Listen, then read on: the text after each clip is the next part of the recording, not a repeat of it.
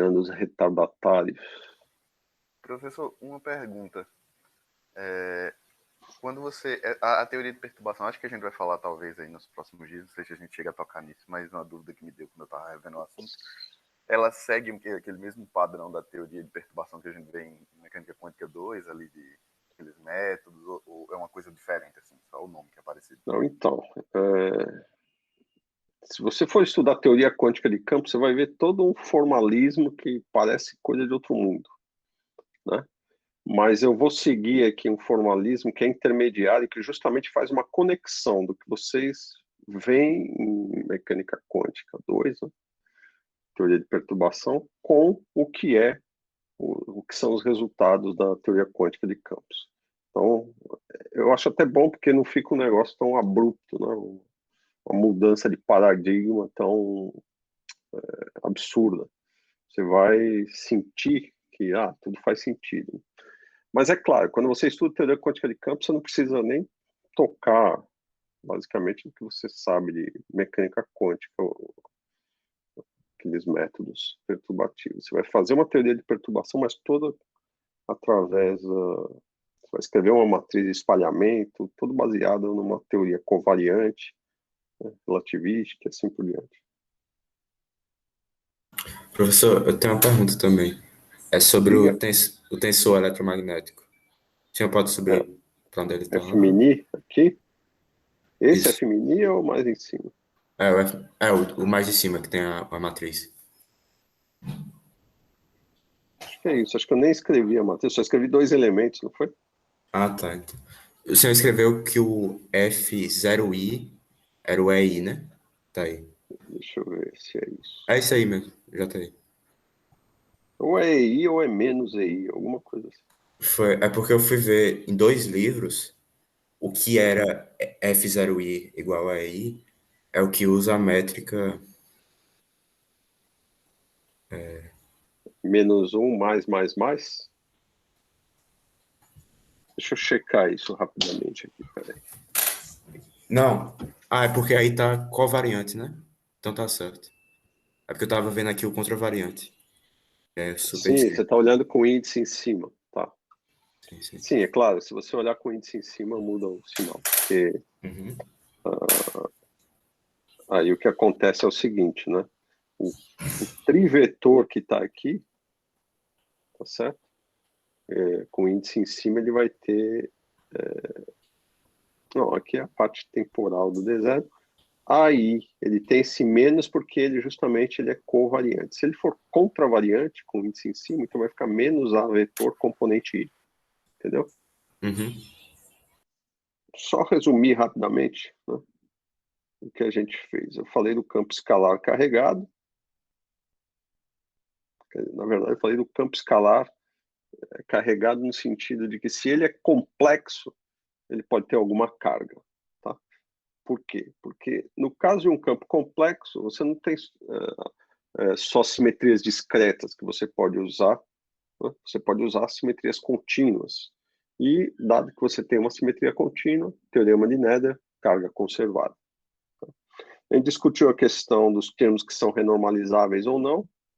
Então, todo termo cujo acoplamento, ou seja, o parâmetro que aparece aqui na frente, tá? Se ele tem dimensão de massa negativa, ele é não renormalizável. Por enquanto, vocês só tenham isso em mente, né? Eu não vou entrar nesses aspectos muito técnicos da teoria quântica de campos aqui, mas em algum momento da vida de vocês, vocês vão lembrar, o professor falou que tem em 4 dimensões, qualquer parâmetro de massa negativa, de dimensão de massa negativa na Lagrangiana, qualquer operador, a gente chama isso aqui de operadores, né? Um operador de dimensão 4, dimensão 4, e aqui tudo é dimensão 4. Eu já nem escrevi os não renormalizáveis, mas na de cima eu escrevi, não foi? Aqui.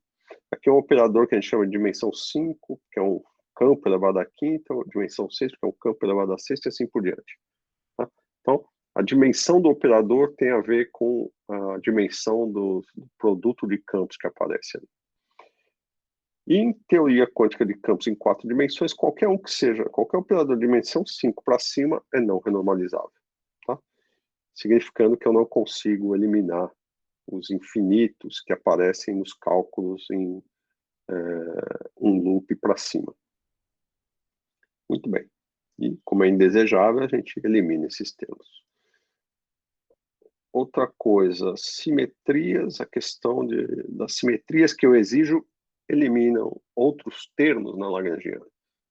Então, quando você fala que um parâmetro na sua Lagrangiana, você tem lá vários termos na Lagrangiana, né, vários produtos de campos, e você vai lá e coloca à mão esse termo igual a zero, isso não é legal. Você faz isso, um jeito de fazer isso é impondo alguma simetria. Porque as simetrias é que garantem que esses parâmetros serão zero. Porque se você não fizer isso com uma simetria, esse parâmetro vai reaparecer quando você estiver fazendo cálculos em nível, além do nível de árvore. Então, assim, tem que ter uma simetria presente. Porque a simetria, ela garante que não só aquele termo que você está colocando igual a zero, mas talvez algum outro que você não prestou atenção deva ser nulo também. Porque se existe outro termo que você considera, mas não considera porque você quer que seja zero, mas não tem uma simetria por trás, aquele outro termo vai acabar fazendo com que reapareça, né, o termo que era indesejado, quando você vai em ordens mais altas em teoria de perturbação. Sei, tudo isso é muito esotérico para vocês agora, não se preocupem com isso. Eu estou comentando que é para vocês irem mastigando com o tempo, mas à medida que vocês forem aprendendo mais, em particular quando vocês forem para a teoria quântica de campos, vocês já vão ter ouvido, pelo menos, essas coisas, vocês vão entender melhor o que eu estou falando. Tá? Aqui a minha preocupação é, saibam escrever uma Lagrangiana invariante de Lorentz, renormalizável, e essa Lagrangiana, dependendo do que você quer fazer, você exige alguma outra simetria, e a partir dessa construção, que é o que a gente chama de modelagem, né, você vai fazer predições. Quais são os vértices da sua teoria e que tipo de processos você pode ter. Basicamente isso. Então, até agora eu falei do campo escalar real, campo escalar complexo, campo vetorial, em particular o caso do fóton. Eu argumentei por que termos como esse, termos quadráticos nos campos vetoriais, da maneira que está aqui, eles não podem existir numa Lagrangiana se ela é invariante por alguma simetria. Essa simetria, se eu estou falando do fóton, é a simetria de gauge. Então, simetria de calibre. A simetria de calibre é aquela que vocês conhecem do eletromagnetismo, né?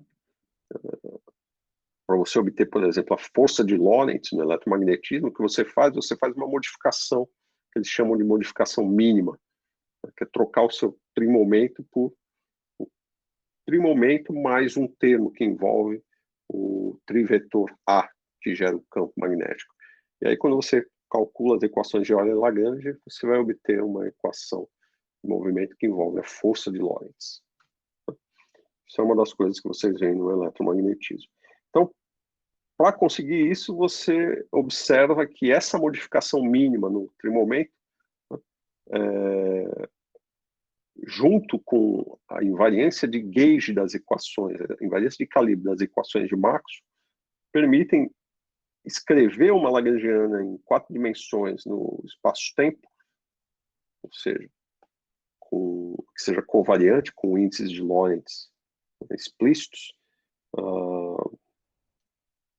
e analisar a invariância dessa teoria por invariância de gauge. Vocês percebem que a invariância de gauge aqui necessariamente elimina esse termo aqui, que eu vou até riscar. Tá? E a gente chegou à conclusão também, a questão da dimensão de massa, né, do campo do fóton, é dimensão de massa 1, da mesma forma que qualquer vetor, qualquer quadrivetor na linguagem. Assim, eu já tinha riscado a Mi aqui, então deixa eu tirar aí. Eu só falei depois, né, da questão da invariância de gauge. Tá. Transformação de calibre, invariância de gauge.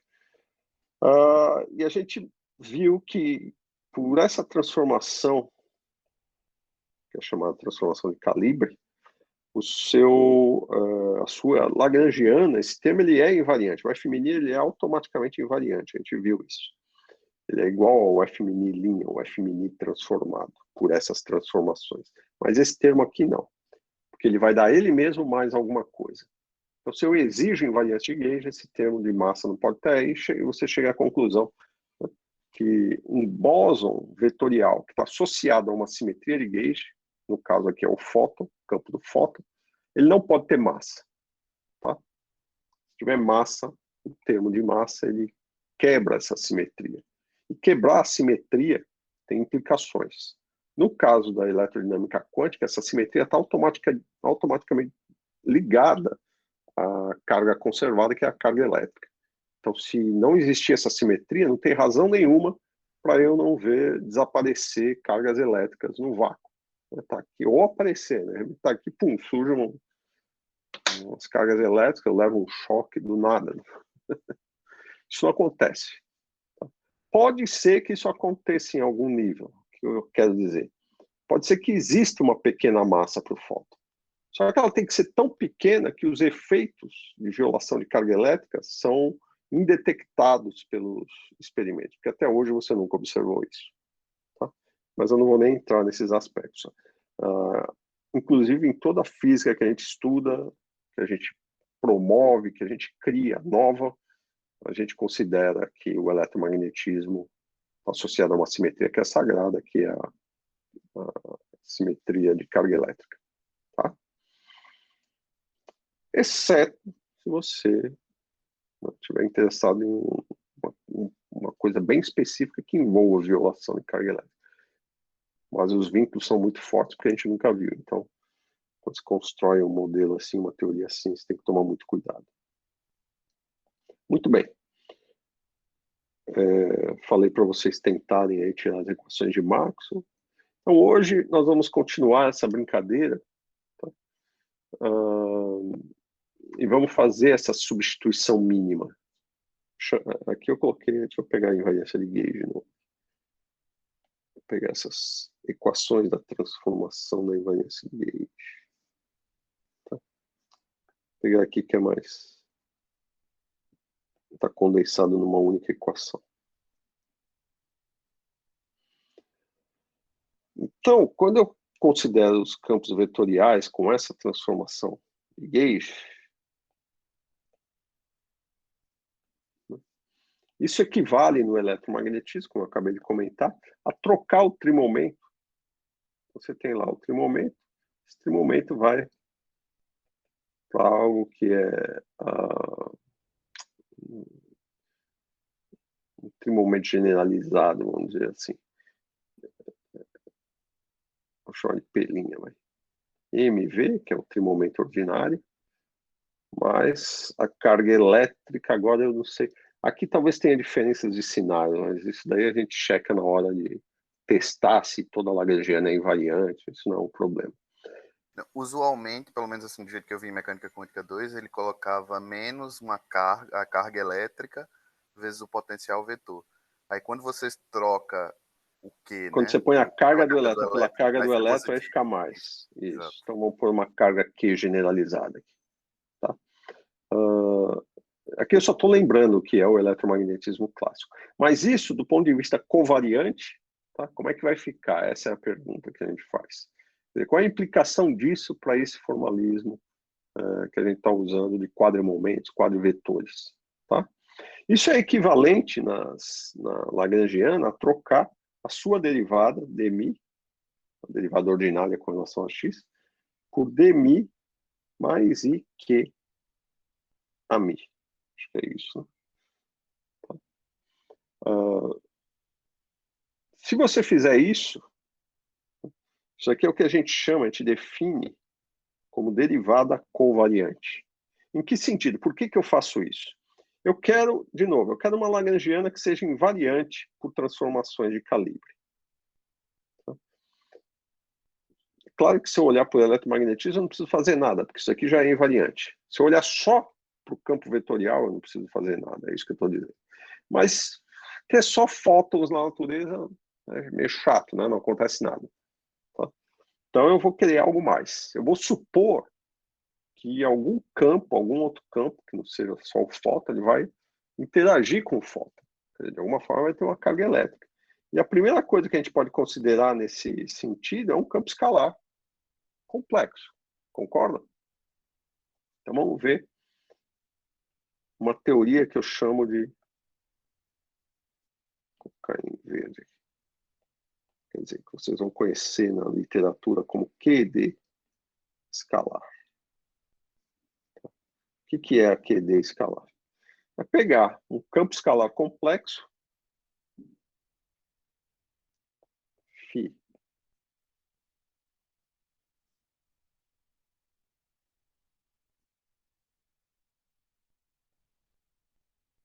porque o complexo, eu já falei isso, a gente não tem carga se o campo for escalar real. Então, o mínimo que eu tenho é um campo escalar complexo. A teoria mais simples que eu sou capaz de escrever envolve esse campo escalar complexo. E escrever uma lagrangiana, tá certo? Que seria dμφ estrela, que a gente já conhece, dμφ, termo de massa para esse campo, φ estrela φ, né? E o fóton. Quer dizer, antes de colocar o fóton, pensa no seguinte, eu estou falando de um campo escalar livre, não tem nenhuma interação, tá? Inclusive não tem nenhuma interação com ele mesmo. Ou pode colocar o termo de interação aqui, menos lambda φ estrela φ ao quadrado. Tá? Seria uma interação dele com ele mesmo. Suponha que ele não está aí só para a gente fazer as coisas mais simples, tá? Mas depois eu incluo ele. Muito bem. Esqueçamos esse termo e vamos pensar no seguinte. Eu quero que esse campo interaja com o bóson vetorial, com o fóton. Tá? A primeira coisa que vocês vão incluir, que vocês sabem, é o quê? O termo de dar as equações de Maxwell, porque não tem jeito de ter fóton e não ter equações de Maxwell. Tá? E sem o termo de massa para o fóton, porque, como eu já discuti, não seria invariante por calibre.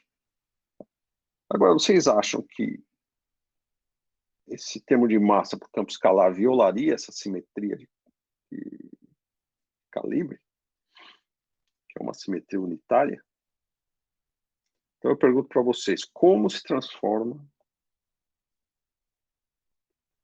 para poder responder isso, o campo φ? Eu sei já como se transforma o campo, né, AMI. Eu sei, o AMI vai. Então vamos lembrar aqui.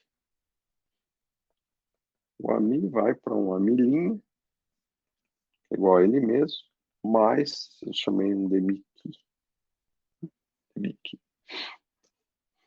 E o φ?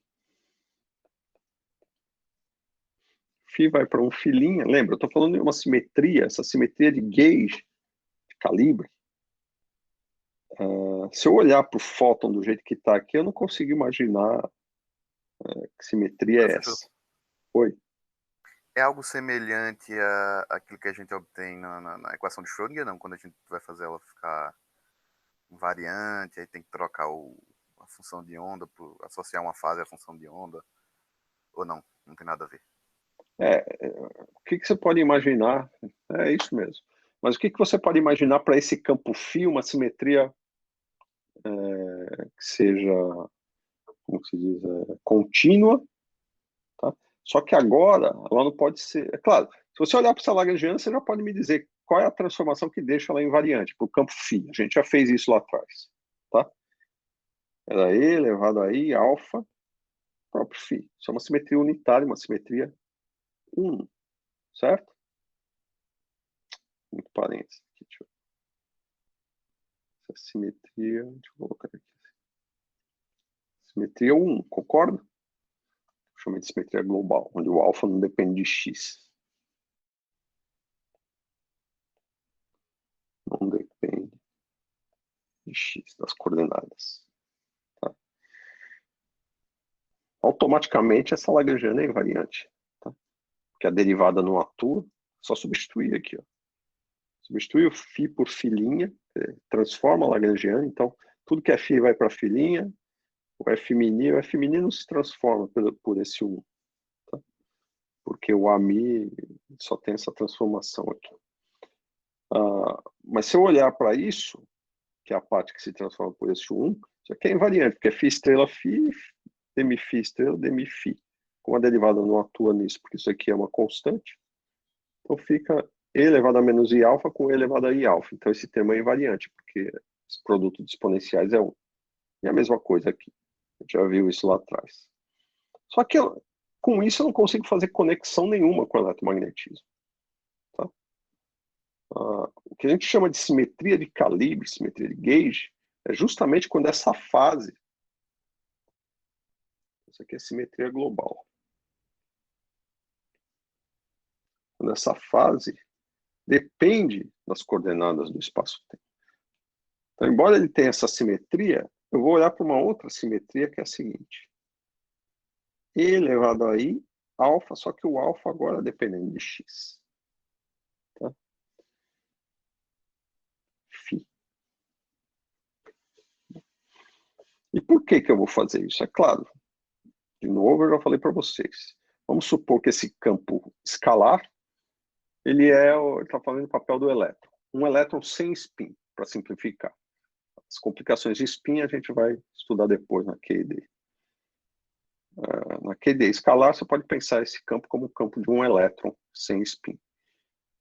Do jeito que está aqui, né, se eu olhar só para a simetria global, essa daqui, tá, o que acontece?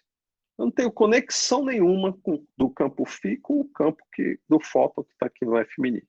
São apenas dois campos livres, cada um deles se propagando sem nunca se conectar. No entanto, quando você exige que esse parâmetro dependa das coordenadas, as coisas mudam. E mudam pela simples razão de que Dmi-φ, quando eu transformo um campo, fica filinha, vai ser Dmi elevado a i alfa x φ. Concordam? Que é a mesma coisa, que a derivada da exponencial, que é i Dmi alfa. Dmi alfa, já escrevi derivada ordinária. I Dmi alfa, né, vezes a exponencial,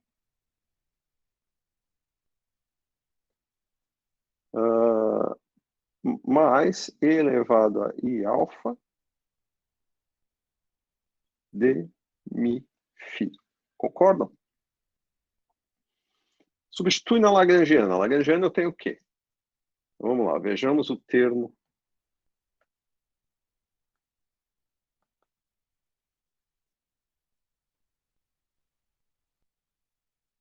cinético. Professor, não tem um φ no primeiro termo, não? A derivada do E vezes φ? Sim, aqui tem o φ. Esqueci de escrever o φ. E vezes φ. Obrigado. Vejamos o termo cinético. O termo cinético, né, ele é esse daqui. Dmi φ estrela Dmi φ. Tá? Bom, o Dmi φ eu já calculei. Tá certo que eu calculei com o índice μ embaixo, mas eu só preciso subir o índice, eu tenho a mesma coisa que está aqui. Eu preciso calcular agora isso daqui. Mas calcular isso daqui é pegar isso daqui e tomar o complexo conjugado. Portanto, resultado. Complexo conjugado é menos i Dmi alfa. A exponencial aparece nos dois termos, eu vou colocar ela em evidência. Tá? Mais Dmi, φ estrela, Dmi φ estrela, vezes e elevado a menos i alfa. Eu não estou colocando o argumento do alfa, mas vocês sabem que alfa é dependente de x agora. Então esse é o primeiro termo, é o Dmi filinha estrela. O Dmi filinha sem estrela vai ser a mesma coisa, só escrito assim, sem estrela. Mais porque é só isso daqui, não tem estrela nele. Mais, de novo, Dmi φ elevado a i alfa. Tá? Bom, como eu já atuei com as derivadas nas exponenciais, na verdade, essa exponencial eu posso escrever onde eu quiser, do lado esquerdo, por exemplo. Tá? E aí, obviamente, essa exponencial mata essa daqui. E eu fico com a seguinte coisa.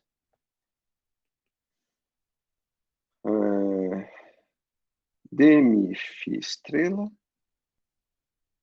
dmi-φ. Então, o que eu fiz foi pegar o produto desse com esse, e agora somo com o resto. Menos i com mais i dá mais, d mi alfa, d mi alfa, φ estrela, vezes φ, esse termo, põe outra cor, esse aqui. É esse, vezes esse. E agora eu pego os termos cruzados, certo? Que vai ser menos i dmi alfa vezes φ estrela vezes dmi φ. E o outro vai ser mais i. Eu posso escrever d mi alfa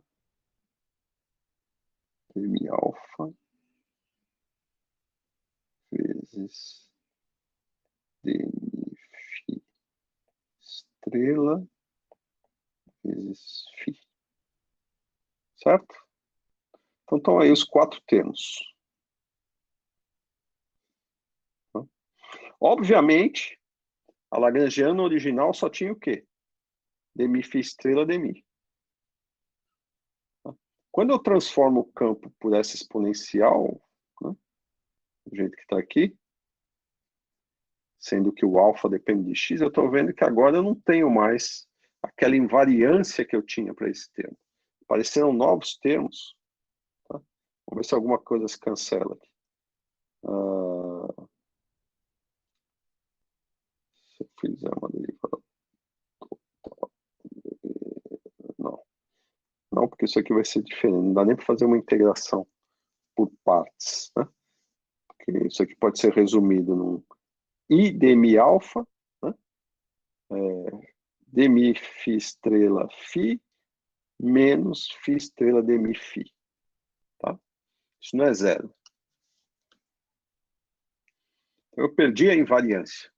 Ela era invariante por uma simetria global, mas não é local. Mais ou menos, isso não é bem verdade. Por quê? Porque eu só estou olhando para esse termo aqui. Tem que olhar os outros. Né? Φ estrela φ continua invariante. Então esse termo é invariante por quê? Porque não tem derivada nenhuma, então continua. As exponenciais continuam se matando, né? Dando 1. E esse termo aqui?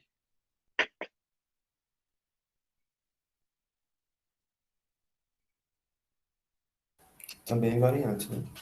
Só depende da derivada e do A. Ele é invariante se ele se transforma dessa maneira, né?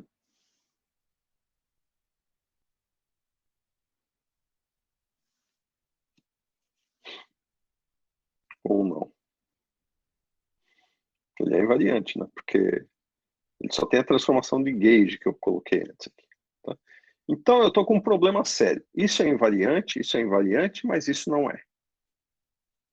Tá? O que vocês fariam? E de novo, mais uma coisa. Continuo sem, mesmo com essa transformação, eu continuo sem interação nenhuma com o campo AMI.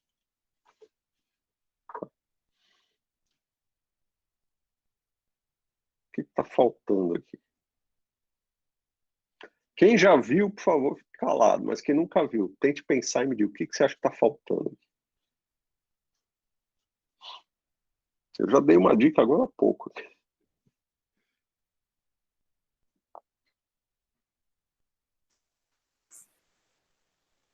Tá, eu vou adiantar para a gente não perder muito tempo. Mas o que está faltando aqui é o seguinte. é isso aqui. Ó. Quando eu transformo lá no eletromagnetismo clássico, quando eu tenho essa transformação para o campo A, tem que lembrar que você mudou também o trimomento da partícula. Tá? Em 4 dimensões, né, você colocar também a energia modificada, né, não com o campo trivetor, mas com o potencial escalar, isso vai equivaler, quer dizer, a trocar o trimomento, né, por um quadrimomento e fazer esse tipo de transformação agora não só para o trimomento, mas também para a energia.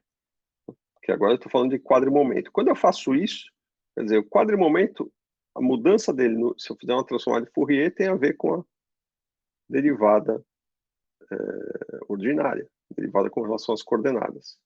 Tá?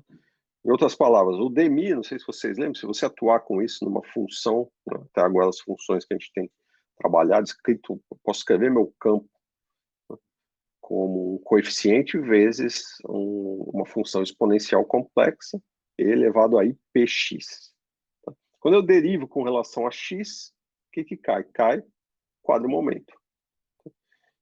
Então, isso daqui, derivar, isso aqui é equivalente a ter o quadrimomento aqui. Então, essa transformação é essa daqui na forma covariante. E, de fato, é por isso que eu preciso fazer essa modificação também se eu estou tratando de uma teoria que tem que ser invariante por calibre. Tá? E o fato de eu chamar isso aqui de uma derivada covariante tem a ver com o seguinte. Vamos resumir a história. Eu já vi que dmi-φ, isso aqui não me dá nada invariante. Ou seja, essa derivada ordinária não me dá nada invariante. Aí eu posso perguntar, será que se eu consigo escrever uma derivada do tipo dmi-φ, que eu vou chamar de derivada covariante, deixa eu dar o nome dela aqui, e derivada covariante não tem nada a ver com o fato do índice estar embaixo, é simplesmente, sei lá, razões outras aí que eu desconheço também, por que dá o nome de covariante. Bom, tem um sentido. Por que derivada covariante? O sentido deve ser o seguinte, um pouco mais técnico, eu já vou falar dele. Não sei se é essa a razão que deram o nome, não me lembro. Mas eu consigo imaginar a seguinte explicação para que isso seja chamado de derivada covariante. Ela seria tal que, quando eu trocasse a minha derivada ordinária por esse dmi,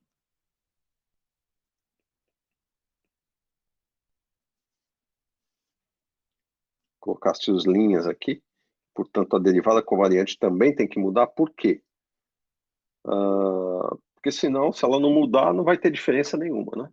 Se ela não sofrer nenhuma diferença com relação à derivada ordinária, eu vou continuar tendo um termo não invariante. Mas de tal forma que C, deixa eu colocar aqui, C,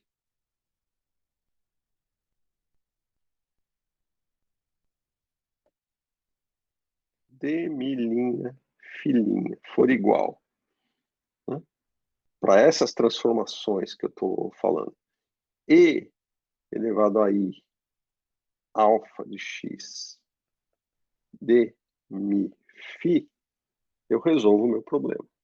Concordam? E é nesse sentido que ela seria covariante, porque ela teria manifestamente uma propriedade de invariância, só que agora não por Lorentz, mas por uma simetria de calibre. Em que sentido? Se isso acontecer, quando eu coloco nessa equação, como aqui tem dmi', filinha, estrela, isso aqui vai para... Então vamos lá.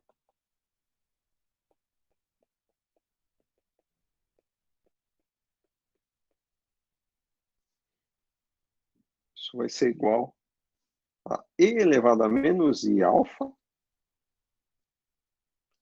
d mi φ vezes e elevado a i alfa d mi φ. Concordo? Bom, como as derivadas escritas dessa maneira, né?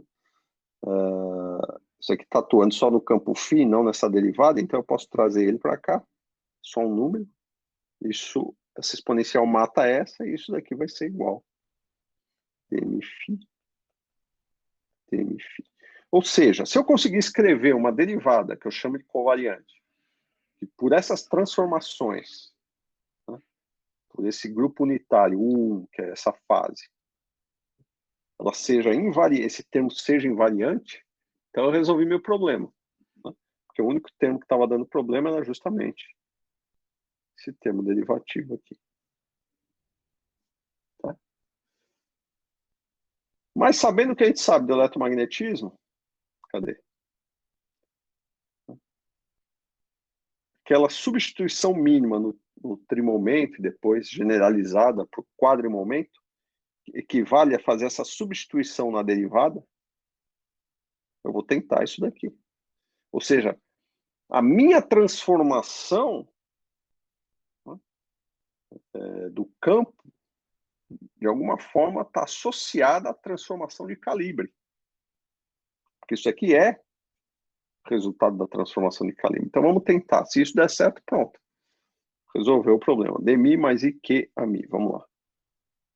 Vou fazer essa conta. Então eu tenho Dmi filhinha. Dmi. Ops.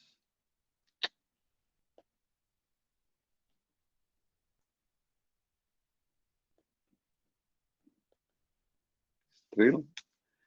E eu vou usar agora a forma que eu tenho lá em cima para a derivada, né, com a substituição mínima.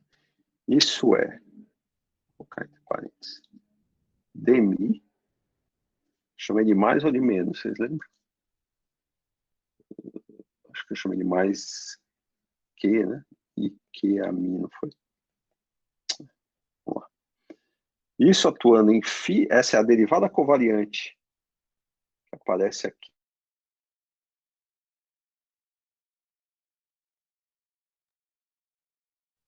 E elevado a i, alfa, x vezes φ. Tudo isso, estrela. Depois copia o mesmo termo agora, só que sem estrela. Com índice mi em cima.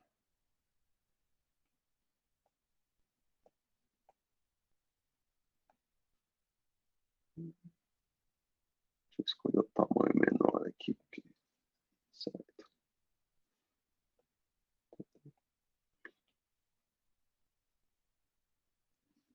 Sem estrela. Tá? Vamos abrir esse camarada e ver o que dá. Bom, as derivadas atuando a gente já abriu. Vou só copiar o resultado para não ter trabalho. Né? As derivadas atuando é isso daqui. Copio isso aqui lá.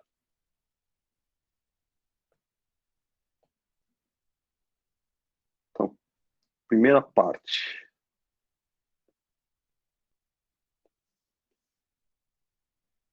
Escrever mais à esquerda para a gente ter espaço. Isso tudo vai ser igual. Então, isso aqui é igual.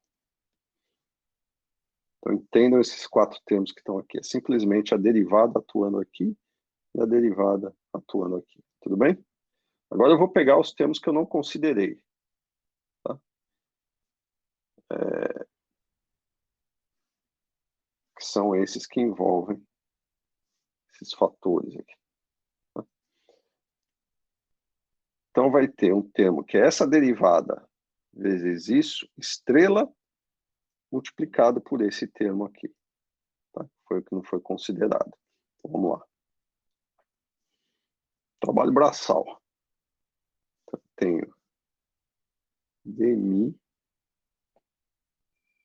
elevado a i alfa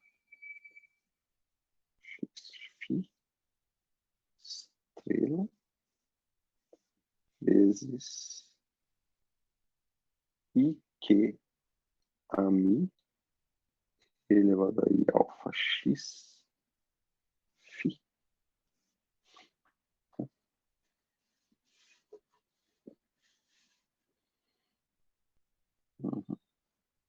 Então tá, esse foi o primeiro termo, né?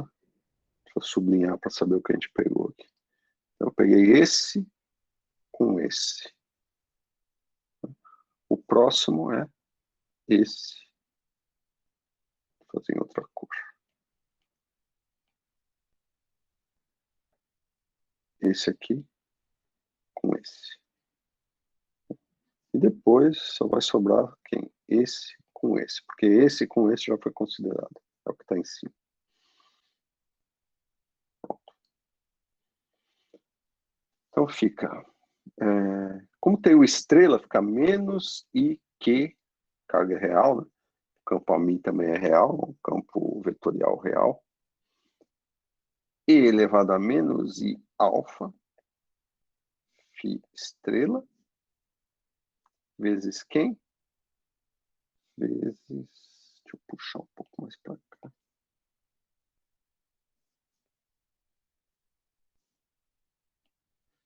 Vezes o d mi e I alfa x vezes o φ. Entenderam? E agora vamos pegar esse com esse, que é o que está faltando. Vai dar um menos I com mais I é mais Q quadrado. Mais Q quadrado a mi. E elevado a menos I alfa vezes E elevado a I alfa. Então só sobra o φ estrela φ. Tá? Então vamos lá. Ainda não acabou a brincadeira. Então vamos ver o que isso tudo significa.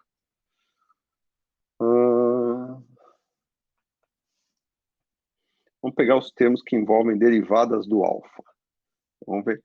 Porque só tem um termo que envolve duas derivadas de alfa, que é esse daqui. Então eu vou pegar o equivalente que vai sair daqui. Ou seja, essa derivada vai ter um termo desse tipo e essa derivada também. Vamos ver quem são esses dois. Então vai ficar I dmi, I não, menos I, porque é complexo conjugado, dmi alfa vezes φ estrela e que a mi, a exponencial complexa negativa, porque tem essa estrela aqui, vai matar essa exponencial complexa que tem aqui. Então não vou nem escrever. E aqui a mi vezes φ. Então esse foi o termo que veio daí.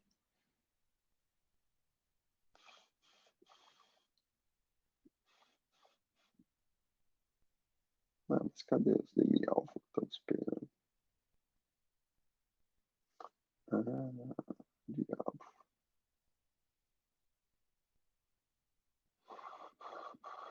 Estou esquecendo algum termo aqui. Tem que fazer com muito cuidado aqui, senão a gente vai ficar horas. Aqui vai ter um dmi alfa. Sim, faltou uma coisa, né? Ninguém prestou atenção, mas agora, pela conta que eu quero chegar, eu percebi. Eu esqueci que eu estou falando de demi' filinha. Se o demi é isso aqui, ele' tudo bem que o demi' não se transforma, mas o ami sim se transforma. Aqui é um amilinha. Falta esse linha aqui, né? Tá? Então, tudo que eu coloquei A aqui, eu tenho que colocar linha. E aí eu substituo. Linha.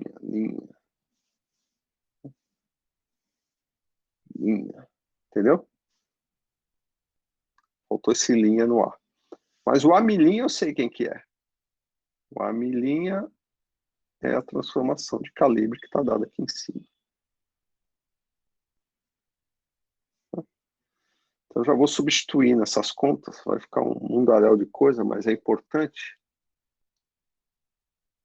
Em vez de escrever amilinha, eu já vou escrever ami mais I dmi que vezes o φ.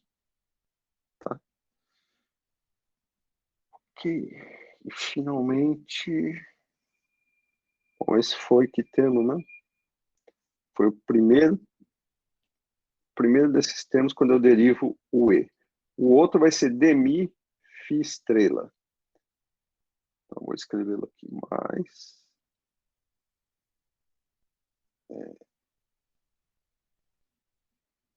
o E elevado a menos I alfa vai matar o E elevado a I alfa de novo, então não estou preocupado com ele. D, Mi, Fi, estrela, vezes I, Q, o A milinha, que é uma milinha, é A, Mi, mais I, del, Mi, Q, vezes Fi. Né? Pronto. Então, com isso, eu já escrevi esses dois termos. Esse I aparece, professor? Hã? Esse I aparece? Esse I aqui? Esse? Não, o outro. Esse? Sim. Sim, aparece pelo seguinte. Quando eu estou derivando aqui, quando eu derivo a exponencial, cai esse menos I porque tem o complexo conjugado. Mas isso aqui é derivado de um produto, né? Então, ora é a derivada da exponencial vezes φ, ora é a exponencial vezes a derivada do φ. Foi o que eu fiz aqui. A exponencial vezes a derivada do φ. Só que a exponencial mata essa exponencial. Então, ficou só a derivada do φ e não tem I nenhum. O próximo I é que vem desse termo aqui, ó. Esse I que está aqui é o I. Está aqui. Entendeu? Entendi. Não engula nada. Enxergue que eu só estou fazendo conta simples. Derivada de um produto, tá? O primeiro termo da derivada é esse, o segundo é esse. Mas é bom que vocês chamem a atenção, porque se eu errar em alguma coisa aqui, vai ser um inferno achar onde é que está o E. Então é melhor que apontem agora. E como eu estou fazendo ao vivo, não estou olhando notas, porque eu nem faço isso nas minhas notas. Vamos lá. Segundo termo. Segundo termo é a mesma coisa, só que agora ele está ali no final, né? Atuando ali no final. Certo? Então vai ficar menos I que a milinha é a Mi, certo? Mais I, Mi, que deixa eu ver uma coisa aqui. Peraí. Tem que tomar cuidado aqui também. Sim, porque isso aqui eu tenho que colocar a milinha. Aqui no primeiro termo tem que ter uma estrela, né? Então aqui também, a estrela vai aparecer aqui. Mas por que eu estou preocupado? Embora o AMI seja um campo real, na transformação do AMI aparece um fator I ali, não é? Tem um I, não tem? Ou não. Ah, não, não tem I aqui. Ótimo. Porque nem pode, né? Então seria um campo pseudo. É esse I que você está falando, né? Então deve ser esse I que você está, porque ele não existe aqui. Eu que estou. Aqui não tem I. Copiei errado. É óbvio que não pode ter I, porque eu estou falando de um campo vetorial. O campo vetorial transformado não pode ser. Se ele é um campo real, ele não pode ter uma parte real e uma parte imaginária. Se eu só estou fazendo uma transformação. Então, tudo bem. Ainda bem que eu vi isso, senão ia ser uma chatice achar esse fator. Bom, não se preocupe, não é que a coisa seja chata e difícil. É que eu estou fazendo aqui só tem essa tela para olhar. Né? Então, às vezes, a chance de eu perder algum I é grande. Mas quando você está fazendo em casa, você está fazendo um caderno, aí tem uma folha, você olha para outra folha, opa, copiei isso, copiei. Aí você copia tudo certo. Aqui eu copiei errado, porque.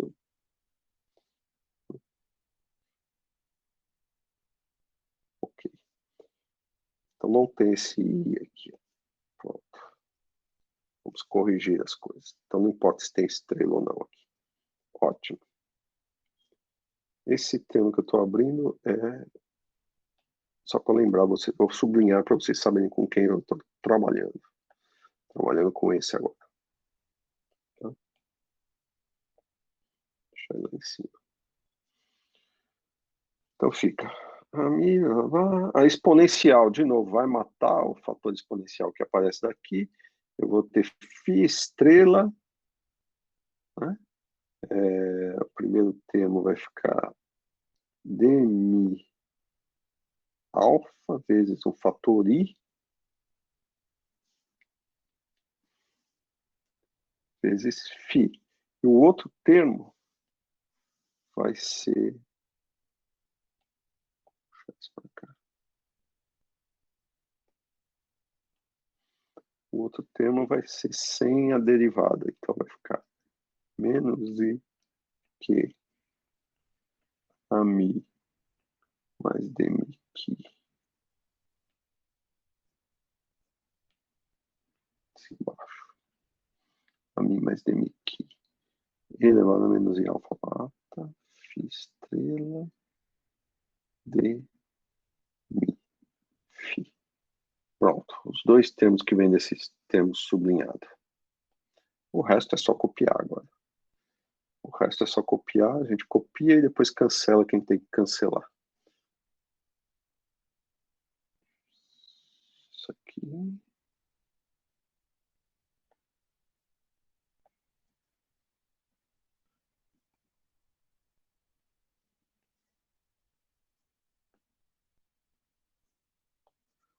Quem que tá faltando mais? Falta só o último termo, que é aquele quadrado. O último termo eu vou copiar na outra linha, porque também tem que.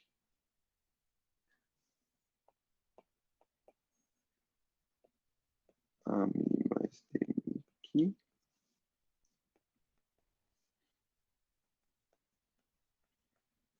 Tá aí. Φ estrela. Φ. Pronto. Abrimos todos os termos. Agora é ver se isso daí dá só. Quem que tem que sobrar aqui? Esse é o ponto. A única coisa que tem que sobrar nessa história é esse termo aqui. Se a lagrangiana for invariante. Será que acontece uma mágica e isso daí some?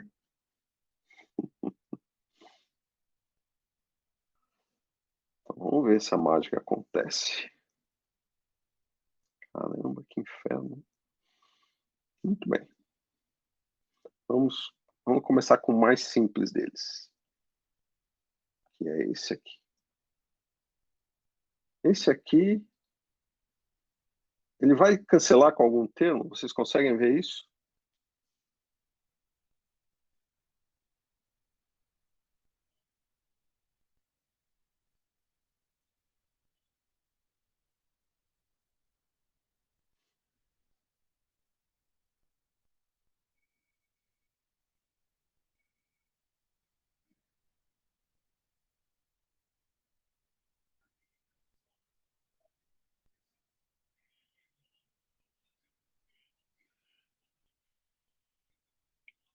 Alguém enxerga isso? Vocês concordam comigo que para que a lagrangiana seja invariante, esse termo que eu acabei de sublinhar tem que desaparecer? Não concordam? Sim. Então, a primeira pergunta que vocês têm que se fazer é qual desses termos vai cancelar esse termo? Ou quais desses termos vão cancelar com isso?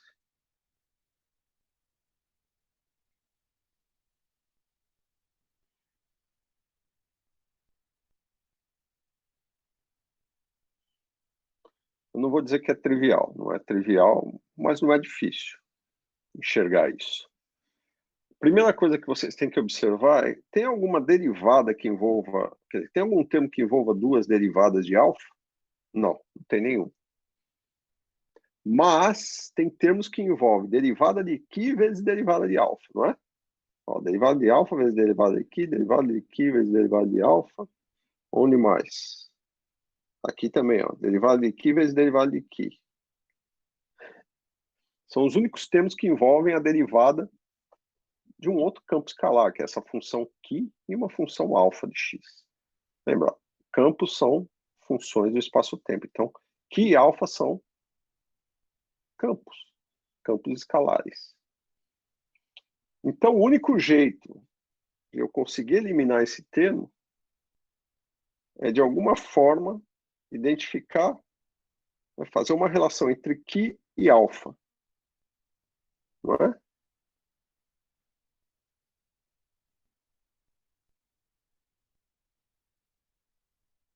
E aí a gente até acerta qual é a forma correta de se escrever essa derivada covariante. Tá? Vocês acham que isso é possível? E esse termo aí tá aí? Eu tô lembrando desse joguinho que você faz pra tirar o efeito Aharonov Bohm, né, na mecânica quântica não relativística. Então, estava tentando lembrar aqui, na verdade, para ver se é a mesma O coisa. efeito Aharonov-Bohm tem a ver com essas simetrias de gauge, né? Então, está tudo relacionado. Então, vamos ver. Vamos supor... Então, vamos ver aqui que fator que eu tenho a partir desse camarada aqui. Porque é o primeiro lugar onde aparece só derivada de Ki e derivada de alfa, né? Não, tem aqui em cima. Dmi-Ki, dmi-alfa. Então, vamos lá. Menos I com mais I, eu já posso cortar isso, dá mais 1. Então, posso desaparecer com ele aqui? Desapareceu. Mais 1. Se bem que é melhor não fazer assim, porque se depois eu precisar recuperar algo, deixa assim. Vamos fazer o seguinte, vamos simplesmente cortar. Menos I com mais I, porque depois se eu precisar recuperar, eu sei onde eles estão. Tá? Certo? Isso daí eu já posso fazer. E aí eu vejo que eu tenho um termo que é Q, demi-alfa, demi-Ki. Tem jeito disso daí ser demi-alfa, demi-alfa? Tem. Se eu fizer isso aqui, ó, presta atenção. Demi-alfa eu identifico com a forma correta, vai ter que ter...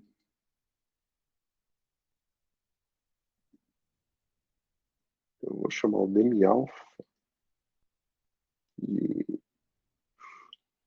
Q vezes dmi, ou melhor, pode ser Q vezes dmi-Ki. Tá? Que é a carga. Carga é um número, um fator, né, constante. Se eu estou falando de um campo específico, essa carga tem um valor que é a carga elétrica desse campo φ. Então, eles estão relacionados, o alfa e o Ki. Se eu supuser que eles estão relacionados, né, o que vai acontecer com esse primeiro termo aqui em cima? Então, vamos reescrevê-lo aqui embaixo. Mas ele vai dar isso. Ó. Demi-alfa vai virar Q demi-Ki. Então, vai ficar Q demi-Ki vezes demi-Ki vezes φ estrela φ, certo? Então, vou copiá-lo aqui embaixo.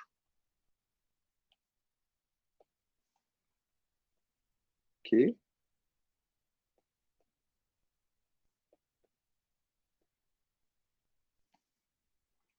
vezes φ estrela φ. Professor, tem um outro Q, não? Um Q ao quadrado. Tem, mas vamos com calma. Estou pegando por enquanto só isso aqui. Tá? Então, eu peguei esse com esse aqui, certo? Tá? Esse é um termo. O outro termo onde aparece, o demi. O demi que aparece aqui, mas aí eu só substituo. Vamos pensar onde tem dois termos com derivadas só desses escalares. Aqui. Não, eu estava falando naquele termo mesmo, no primeiro. Ah, sim, eu peguei o termo que é lá em cima. Então é demi-alfa, estou pegando esse daqui com esse, mas tem esse outro aqui. Demi-Ki, demi-alfa. Tá?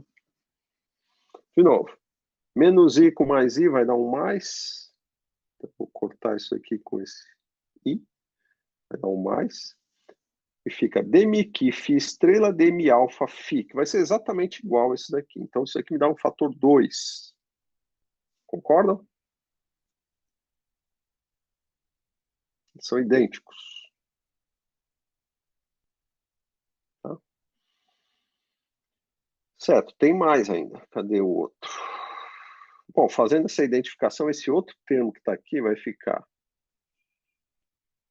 Vou pegar agora, vamos pegar esse aqui, esse que está em abóbora. O demi-alfa, demi-alfa. Demi-alfa, demi-alfa vai ficar mais Q quadrado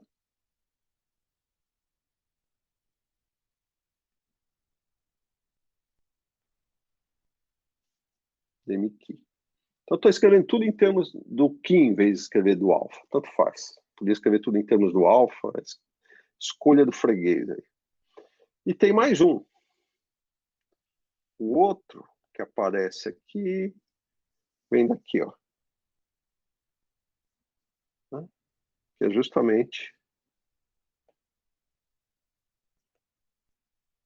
Tem nenhum sinal menos aqui?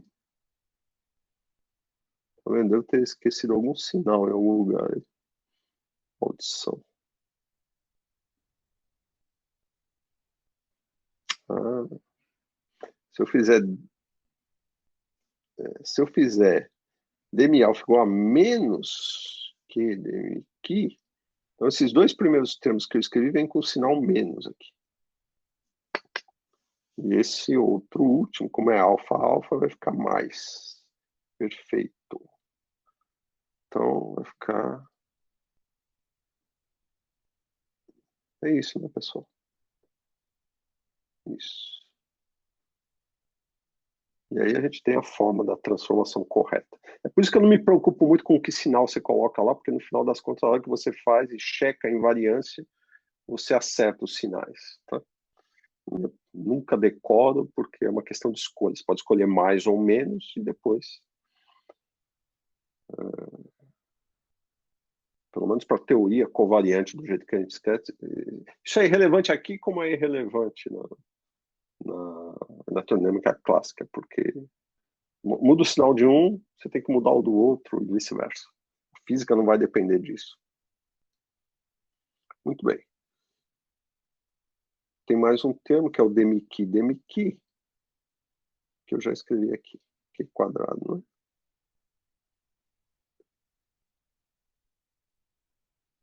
É mais que quadrado. Então, esse que está em verde agora. Fica que quadrado. Demi-que. Demi-que. Então, vamos recapitular. Tá? Os dois em amarelo, esse com esse com esse, me dá um sinal menos, que é esse daqui. São esses dois que estão aqui. Por quê? Porque eu defini o dmi-alfa como menos que demi-que. Certo? Esse em laranja, demi-alfa dá um sinal mais aqui, porque tem duas vezes o dmi-alfa, portanto, menos com menos dá mais. Certo? Ah, faltou o φ estrela φ, mas tudo bem. É só multiplicar tudo no final por φ estrela φ. Professor, por que o termo em amarelo só tem um Q? Se o Q lá de cima também... Espera aí que eu já vou olhar isso, se eu esqueci algum Q. O alfa, na verdade. Espera aí. Já vou ver. Q vezes φ estrela. Vamos lá, o amarelo. Alfa e Q, certo? Ah, sim, tem um Q lá, e eu defini aqui com mais um Q. Então aqui tem o Q ao quadrado. Eu escrevi errado, Q quadrado. Ainda bem, né? Senão não ia cancelar nunca. Obrigado. Então vocês concordam que os termos que estão aqui nessa linha aqui embaixo é a soma de todos esses termos que eu sublinhei aqui em cima? Os amarelos, laranja e verde? Então os amarelos estão nesse primeiro termo aqui.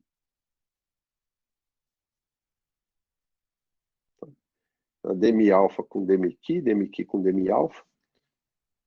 Por isso que tem o sinal menos, porque só tem um demi-alfa, que é menos que demi-que. O abóbora, que é esse daqui, está aqui. E, finalmente, o verde está aqui. São os únicos dois que têm sinal. Mas, se você observar, quando você soma tudo isso, você tem um grande zero. E isso é possível graças a essa identificação. Tá, mas isso é uma parte da história. Eu consegui eliminar o termo quadrático na derivada em alfa. Tá? Precisa ver se os outros somem igualmente, né? Tem um monte de termo. Tudo bem. O que mais que eu tenho que subir? Deixa eu pensar aqui uma coisa.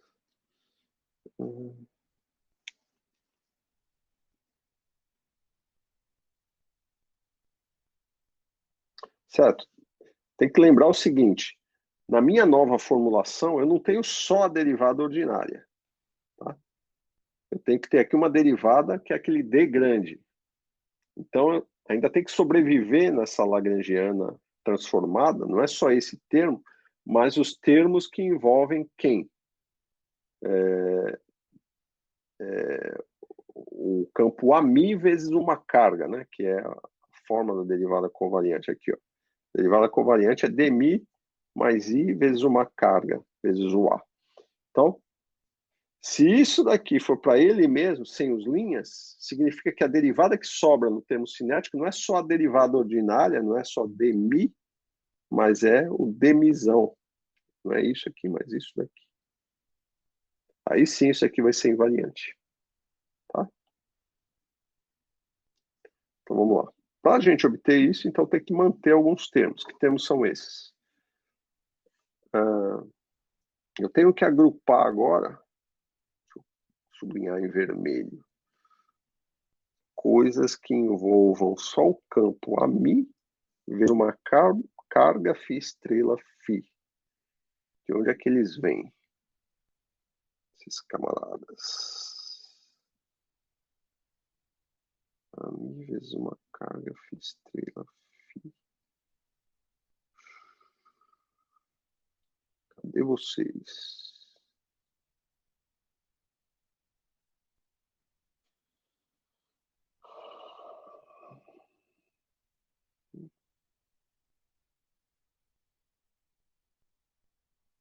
Aqui um deles.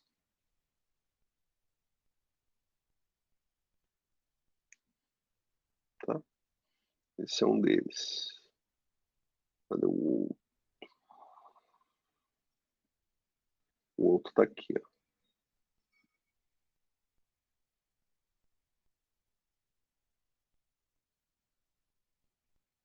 Tem mais algum? Acho que nenhum, porque todos os outros envolvem derivadas com relação a alfa. Então vamos lá, vamos ver o que mais que a gente pode eliminar antes de pegar esses termos que eu sublinhei em vermelho. Tá? O termo com a mi também não vai ter que sobrar, não? Por causa do... Sim, o termo com a mi também vai ter que sobrar, porque eu tenho uma derivada covariante em φ vezes uma derivada covariante em φ. E esse termo, ele tá... Onde é que ele tá? Tá na última linha. No Ah, sublinhado verde. é que eu não copiei aqui, né? Esqueci de copiar, não foi? Não, tá na última linha. O que, Ah, não, que tá quadrado certo. Eu ali? copiei, só que aqui era a linha, né? Então é esse daqui, ó. Esse com esse. Tá, perfeito. Então esses termos em vermelho são os que tem que sobrar. Tá? O resto tem que, de alguma forma, conspirar e desaparecer. Mas isso é fácil de ver que acontece.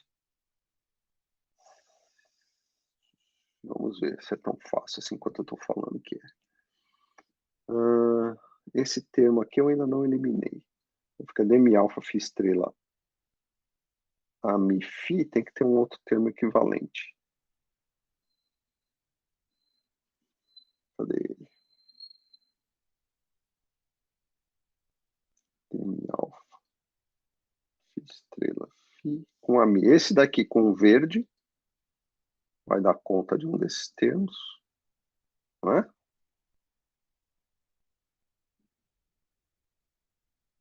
Não. Vai, porque aqui está alfa, eu tenho que transformar ainda em Ki. Né? Quando eu fizer isso, aparece menos uma carga e a derivada em Ki. Então vamos eliminar mais alguns. Deixa eu ver que cor que eu uso aqui. Vou usar azul, claro. Então, se você pegar esse termo agora, tá? O que vai acontecer? Vou escrever em azul e a gente identifica com alguém. Dm alfa fica menos que dm Ki, com o Q que aparece ali dá um Q quadrado. Dm Ki, a mi, φ estrela, φ. Concordam? Todo mundo vê aí? Então, esse termo que eu sublinhei ali em cima em azul é esse daqui. Se eu não esqueci nada, é isso daí. Ele elimina alguém? Vamos ver.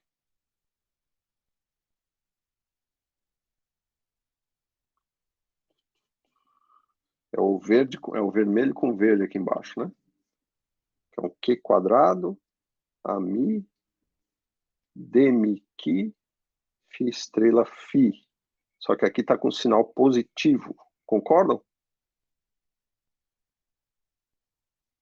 Então, esse termo aqui só vai ter esse. Deixa eu ver se não vai ter mais nada. Esse termo aqui vai cancelar com esse termo vezes esse. E aí eu tenho que olhar, mas tem dois deles, né? Porque tem esse vezes esse. Então tem que ter mais um outro por aí. Vamos achar o outro.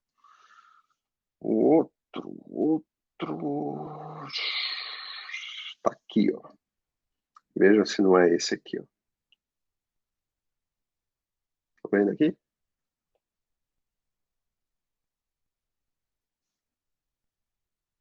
Esse que eu circulei em azul.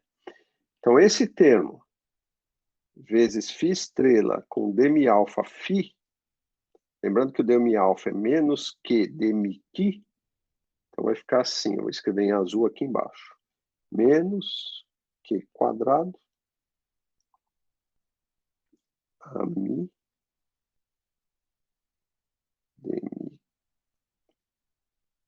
demi em cima, né?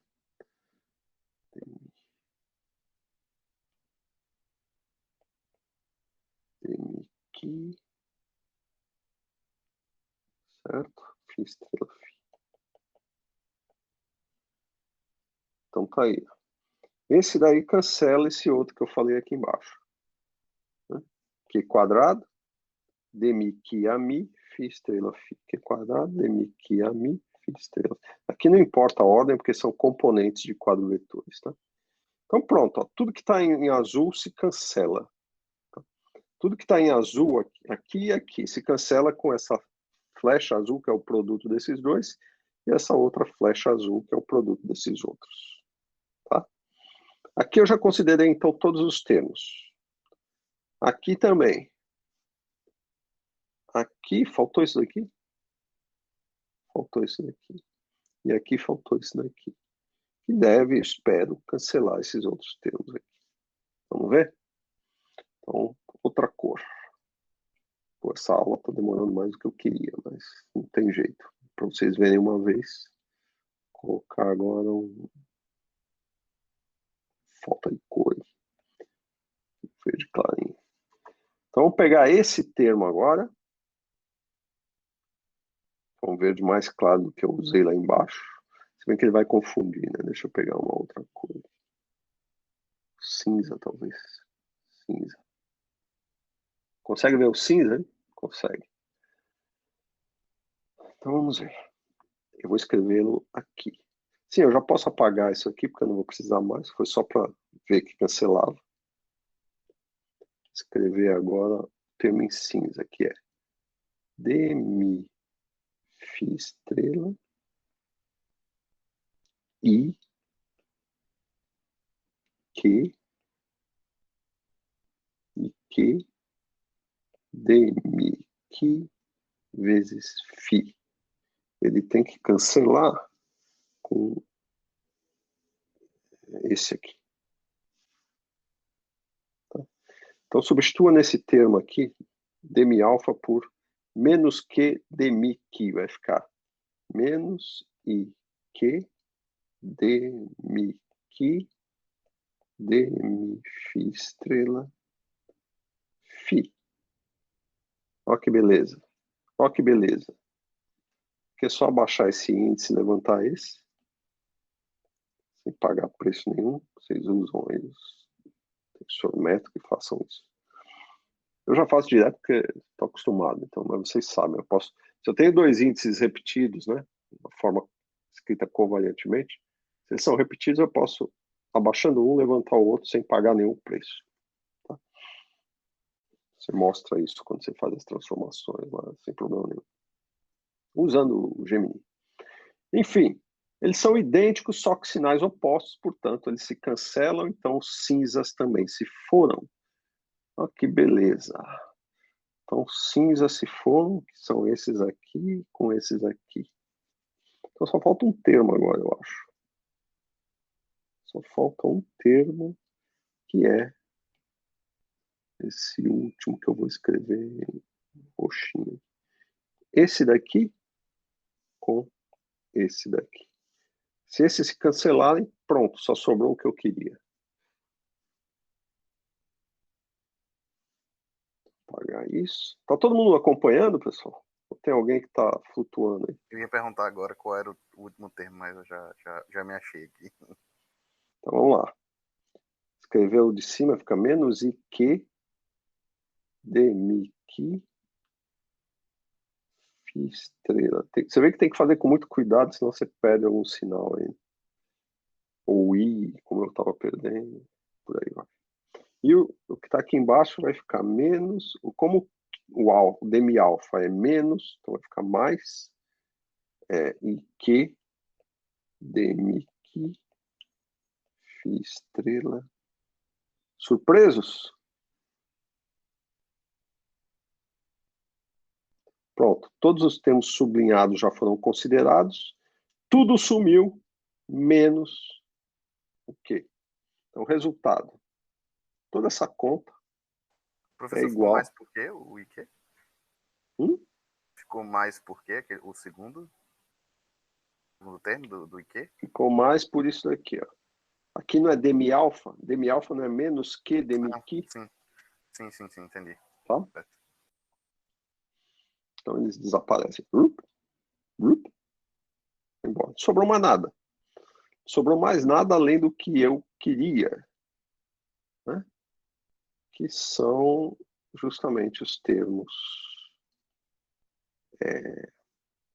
que eu posso escrever assim. Ops.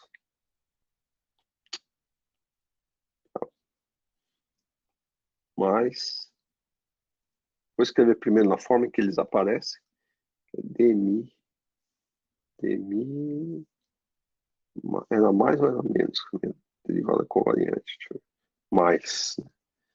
Mais e que a mim fi estrela. Né? Ops.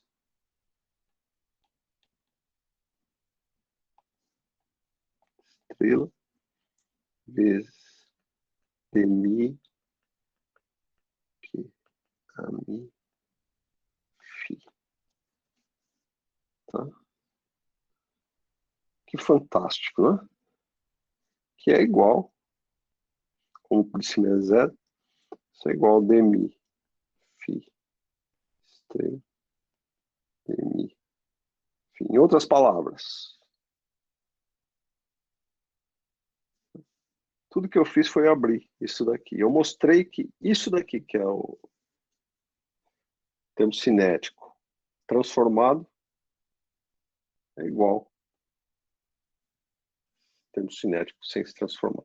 Ou seja, a forma da derivada covariante que é usada para estar em acordo com o eletromagnetismo, né, que vem do eletromagnetismo clássico, se você quer escrever uma eletrodinâmica quântica, você tem que recuperar o que você conhece classicamente, então isso aqui tem que ser verdade. Né?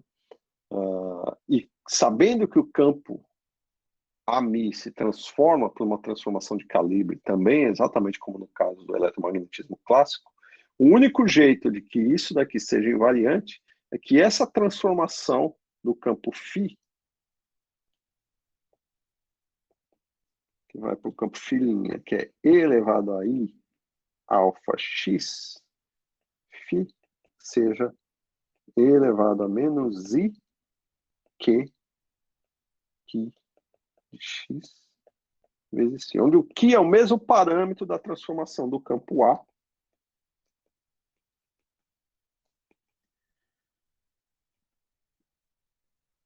o AMI vai para menos ou mais?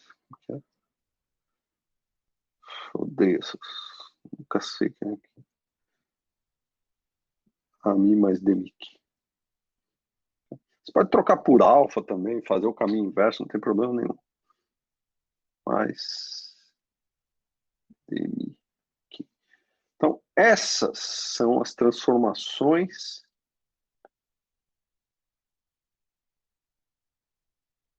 que deixam a minha lagrangiana envolvendo campos escalares e fótons invariantes. Tá?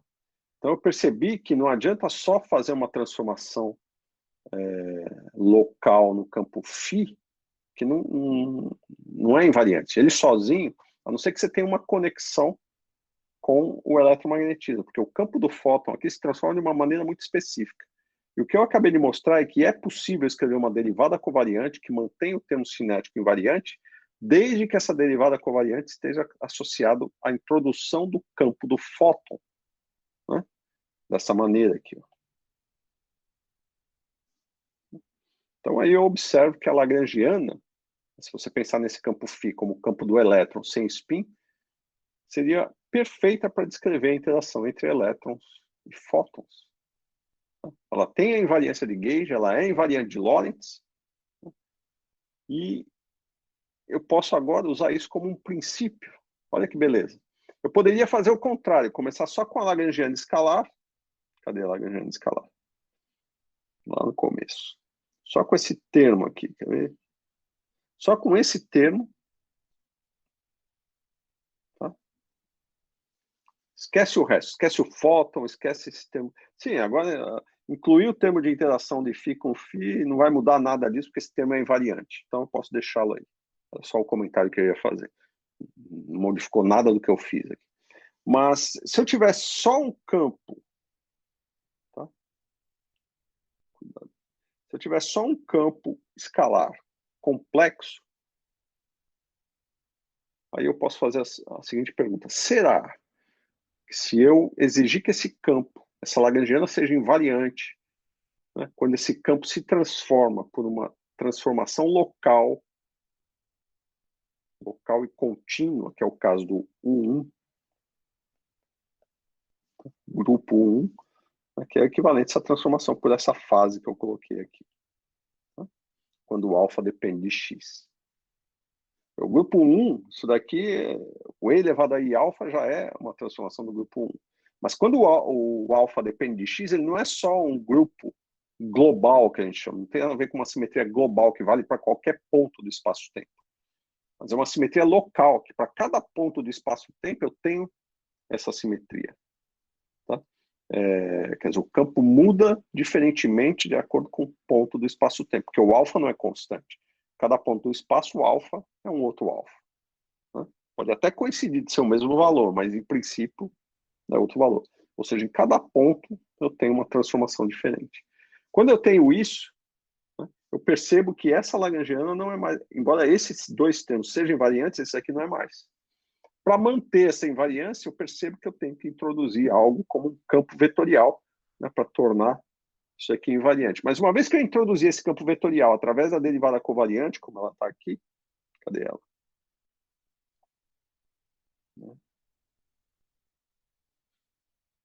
Cadê a derivada covariante? Quando eu defini pela primeira. Achar as coisas aqui que é problema.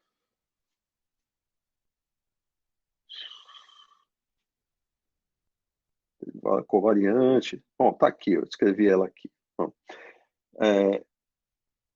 então, exigir que a minha lagrangiana escalar seja invariante de calibre implica que eu tenho que introduzir um campo vetorial. E esse campo vetorial se transforma exatamente como o campo do fóton se transforma na eletrodinâmica clássica. Tá? Agora, mais do que isso, quando eu exijo isso, eu tenho uma lagrangiana invariante de Gage, tenho um novo campo, que é o campo vetorial. Agora, esse campo ele tem que ter um termo cinético. Nada se propaga, quer dizer, senão seria um campo que não faria sentido, que ele não viaja, não está associado a uma partícula que viaja de um ponto a outro. Ele tem que se propagar, ele tem que ter um termo cinético. E o termo cinético desse campo é o F-mini que eu coloquei aqui. Cadê ele? Esse aqui. Onde tem as derivadas. Derivada, lembra? Atuando no campo, vai cair um quadrimomento. O quadrimomento está justamente associado ao movimento da partícula associada a esse campo. E aí eu estou com uma lagrangiana, então, mais interessante, porque ela não apenas tem essa propriedade de simetria, essa invariância, mas ela, quando eu exigi essa invariância, eu tive que introduzir uma nova partícula, um bóson vetorial, que é o fóton, E esse fóton interage com o campo escalar agora. Por que que ele interage com o campo escalar? Porque olha aqui. Cadê?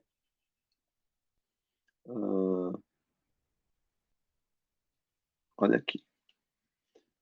Se a minha lagrangiana tem esses dois termos, não só a derivada, mas o campo, o fóton, quando você abrir, você vai ter a mi φ estrela, a mi φ, e vai ter derivada de φ estrela, a mi φ, ou seja, vai ter termos com dois fótons e dois campos escalares, e vai ter termos com um campo, um fóton e dois campos escalares, certo? Ou melhor, um fóton e dois campos escalares, que seria o equivalente a esse daqui. Ó. Pega a derivada ali do d mi φ estrela e o outro termo que é o i q a mi φ. Olha aqui, três campos. φ estrela, a mi φ, com uma derivada. A derivada significa que vai envolver o momento aqui da partícula envolvida. Quando eu tenho mais de dois campos, é o que eu falei para vocês, eu tenho uma interação. Interação de, nesse caso, dois campos escalares com um fóton, num único ponto. Tudo isso é calculado no mesmo ponto X. E vai ter o termo quártico, ou seja, quatro campos, que é a mi φ estrela vezes a mi φ, que vai ser algo assim.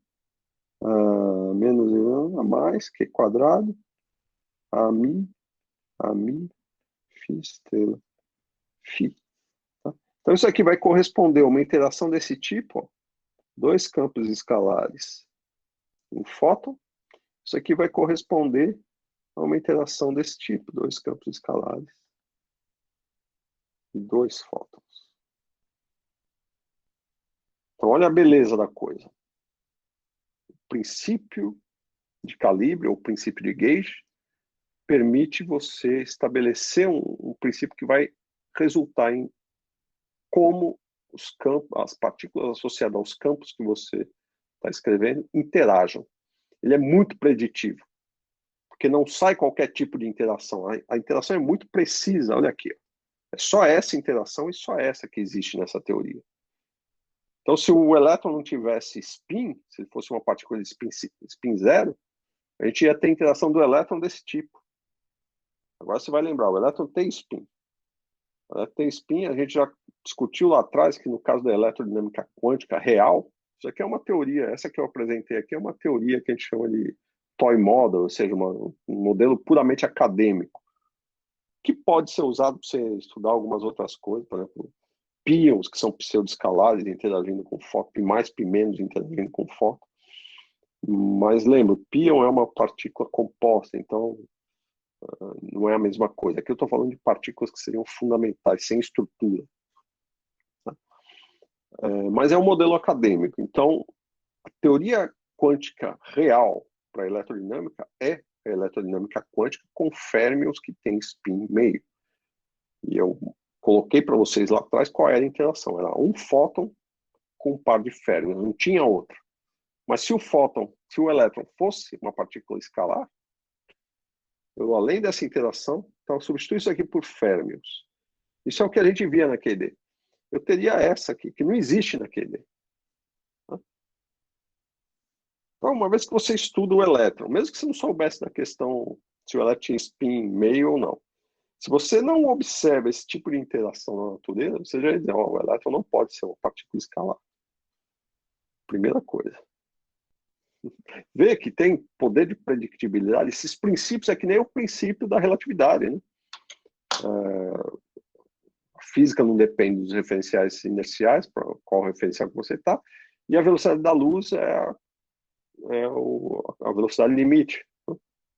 Então, esses dois princípios permitiram que Einstein, né, coadunasse o que ele entendia por invariância das leis da física com o eletromagnetismo. E até hoje é uma teoria sagrada para a gente. Tá? Em algum momento pode até ter alguma violação, mas nas escalas que a gente conhece, ela é sagrada. E aqui é a mesma coisa. Embora o eletromagnetismo ele venha antes, eu já conhecia muita coisa do eletromagnetismo, então fica fácil construir uma lagrangiana para a eletrodinâmica quântica, já que eu conheço as simetrias que ela tem. Mas eu posso fazer diferente agora. Eu posso construir teorias as mais loucas que eu imaginar, com os campos mais variados, e começar a exigir invariâncias, além da simetria de Lorentz, por simetrias de calibre, também das mais variadas. U1, SU2, SO, o que eu quiser, SUN, entendeu? E ver o que acontece, o que eu consigo com essas teorias. E é assim que se constrói todas as teorias importantes que a gente conhece para descrever as interações fundamentais. A interação de cor, SU3 de cor, vai ter também bósons vetoriais, como o caso da eletrodinâmica quântica, mas com características diferentes, porque o grupo é diferente. E o modelo padrão eletrofraco, que envolve os bósons W+, W-. Tá? E aí vocês começam a perceber as dificuldades. Ali não são simetrias tão simples quanto essa. Isso aqui é uma simetria 1, só uma fase, E elevado a I alfa. Para descrever essas outras interações, a gente precisa de simetrias SUN, né, que tem aqueles geradores matriciais, tem mais bósons de gauge do que a QED. Tá? E mais do que isso, só para completar. Observem que para impor essa simetria de gauge aqui, o bóson vetorial associado aqui não tem massa. Então, se você quiser fazer a mesma coisa para interação fraca, você já vê que vai ter problemas, né? Tá? Chamadas teorias de Yang-Mills, que foram criticadas na época justamente por isso. Porque se você tem a simetria, que é uma simetria de gauge, você sai com bósons vetoriais sem massa. Como é que eu posso descrever uma interação de curto alcance com o W, Z, que não tem massa? Compreende? Foi a crítica de Pauli. Pauli foi o primeiro a detonar as teorias de Yang-Mills, porque essa teoria não faz o mínimo sentido, porque só dá partículas sem massa. E aí vem o mecanismo de Higgs e tudo mais para salvar a história. E por isso que o Higgs era tão importante, né, o bóson de Higgs. Mas vamos nos ater aqui às nossas eletrodinâmicas, né, escalar e a eletrodinâmica quântica usual. Diga, quem ia perguntar? O Lucas? Não, eu ia só para confirmar, sempre que eu estiver falando de QED somente, é o 1, né, professor? Sim, eletrodinâmica quântica, seja escalar ou a eletrodinâmica usual com férmions, a simetria que está por trás do grupo de simetria é um grupo 1. Tá? Ok, professor. Obrigado. É um grupo, em termos de cargas, o mais simples que tem. A gente viu que a gente pode escrever número leptônico e bariônico também com o grupo 1. Né? E só que lá era diferente, lá era uma simetria global. A simetria global, ela envolve uma carga conservada, número leptônico ou bariônico, mas ela não tem bósons de gauge. Por quê? Porque o parâmetro da transformação, aquele alfa que aparece na exponencial, ele não depende das coordenadas. Então, as derivadas passam por ele sem problema nenhum. A teoria é invariante sem eu precisar introduzir campos vetoriais. Portanto, simetrias globais não estão associadas a interações fundamentais. Tá? Porque elas não exigem a existência de bósons vetoriais, que seriam os intermediadores da interação. Tá bom isso? Conseguiram entender o espírito da coisa? Isso tudo que eu apresentei para vocês aqui é porque eu tenho um objetivo maior, que é que vocês compreendam que essa estrutura matemática ela é extremamente poderosa, né, do ponto de vista de que eu posso, que tipo de predições eu posso fazer, né, e que eu tenho que contrastar com os experimentos. Claro, estou falando aqui de uma teoria ainda não é a QED real, mas você já começa a observar esses pequenos detalhes que saem da teoria. Então, quando a gente escreve lá no começo do curso, né, eu comecei a mostrar para vocês, ó, tem esse vértice aqui, tem esse aqui. Aí você começa, poxa, por que só esses vértices? Por que o cara não pode ter 3 fótons se encontrando no mesmo ponto? Por isso, você não vê a interação entre 3 fótons aqui nessa Lagrangiana. Não aparece. Se você colocar 3 fótons, você vai quebrar a invariância de gauge. Não vai ter mais essa simetria. Tá?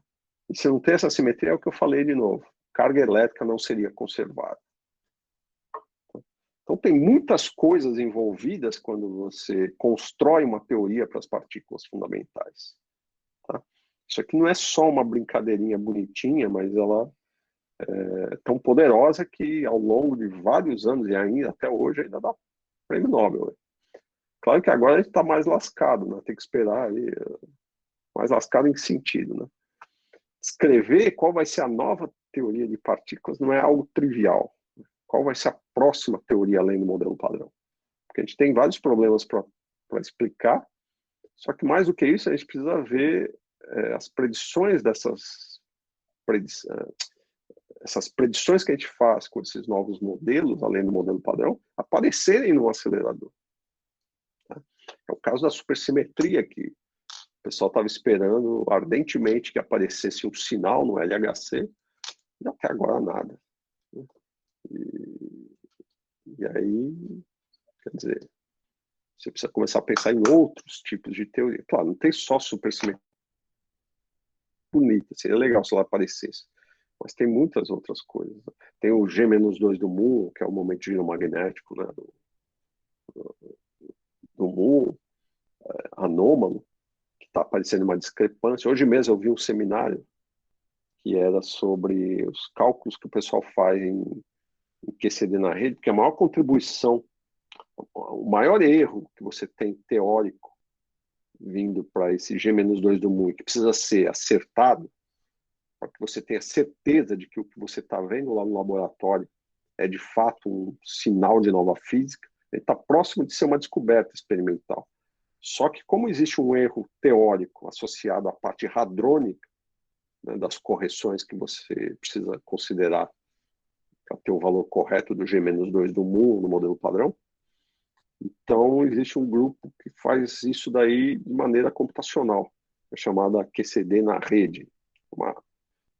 Eles fazem uma rede mesmo, quadriculada, e tentam simular essas interações entre os quarks, os férmions, né, e os bósons de Gauge, sem precisar de nenhuma teoria por trás. É uma simulação mesmo. Existem esses campos com essas propriedades, vamos simular ali como eles interagem e vamos ver se isso gera um desvio no momento anômalo magnético do muon, ou se está em acordo com o modelo padrão.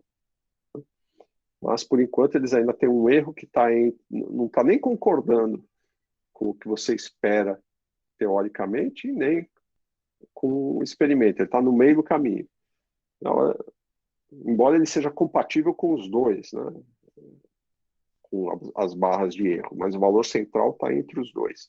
Mas com as barras de erro, ele é compatível tanto com o que os experimentais estão observando, que é incompatível com o que os teóricos predizem, e ele é compatível com os teóricos também, graças à barra de erro. Então, se você diminuir essa barra de erro, se você souber fazer algo melhor do que eles estão fazendo agora, isso vai ser uma nova descoberta que vai apontar uma nova direção para a gente poder construir modelos além do modelo padrão. Além de matéria escura, bariogênese, lactogênese e tudo mais, inflação. Então, tem muito pano para a manga, mas do ponto de vista experimental, é sempre muito complicado, compreende? Então, só para dar uma ideia para vocês, para terminar essa aula, se ninguém tem mais nenhuma pergunta, já que já são 17h45, com esses vértices que tem aqui, você poderia imaginar processos que na QED a gente não imaginava. Pensa em processos possíveis.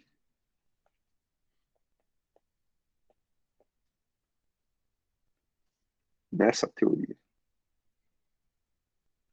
E como vocês estão vendo, né, esses vértices que estão aqui, esse diagramazinho para esse vértice, ele é um desenhinho aqui, mas veja que ele está associado a uma quantidade matemática que está escrito aqui.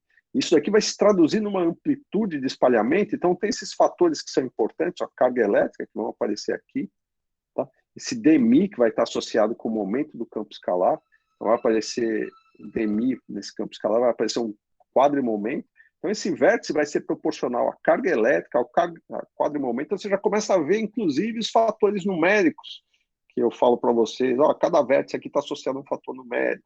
Quando você for calcular a amplitude de espalhamento, esses fatores aparecem. Vocês já estão vendo de onde eles surgem. Né? Dos termos na Lagrangiana, de onde aparecem esses camaradas. Tá? Então vamos lá, um processo possível Professor, nessa teoria, diga. essas amplitudes de espalhamento que o senhor fala, seria como se fossem as probabilidades desses eventos acontecerem, algo desse tipo ou não? Exatamente. Basicamente. Você tem partículas iniciais, partículas finais, você quer saber qual é a probabilidade, e não só isso, né? A amplitude de espalhamento te dá essa probabilidade, mas ela vai ser inserida em quantidades que você mede fisicamente, como seção de choque, largura de decaimento. Então é isso que vai permitir você comparar a sua teoria com o experimento, fazer vários tipos de predições, né? Assimetrias que você pode ver no seu detector, se tem mais partícula para um lado, mais para o outro, tudo isso é baseado nos cálculos que você pode fazer a partir das regras de Feynman que você tira da sua Lagrangiana. Tá? O pessoal que não é de partículas costuma fazer aquela piadinha, o pessoal de partículas só sabe fazer cálculo de seção de choque. Se fosse só isso, calcular a seção de choque vamos dizer, o resultado final depois de toda essa parafernália que eu apresentei para vocês. Você precisa construir uma teoria, ver que tipos de interações aparecem, quais as implicações dessa teoria, e mais do que isso, todos os vínculos que já existem para os vários parâmetros que você pode tirar dessa teoria na hora de comparar com o experimento. Isso é um trabalho extremamente árduo, né? Mas muito bonito. É isso que a gente faz o tempo todo. E aqui eu estou colocando seta nas partículas, nos campos escalares pelo seguinte: esses campos estão associados agora a partículas que têm uma carga. Tá? Então, essa seta indica o fluxo da carga. E da mesma forma, se a seta do tempo da esquerda para a direita, uma seta para trás, né, é a mesma coisa que uma seta para frente com a carga oposta. Então, isso daqui representa um campo escalar carga menos. Então, isso aqui é, na verdade, um campo escalar carga mais e um campo escalar com carga menos entrando no vértice, dando uma coisa que não tem carga, que é o fóton. Tá? Ou seja, a carga é conservada não só ao longo de cada traço que eu fizer aqui no diagrama, mas em cada vértice. Tá? Da mesma forma aqui. Por isso tem essas setas.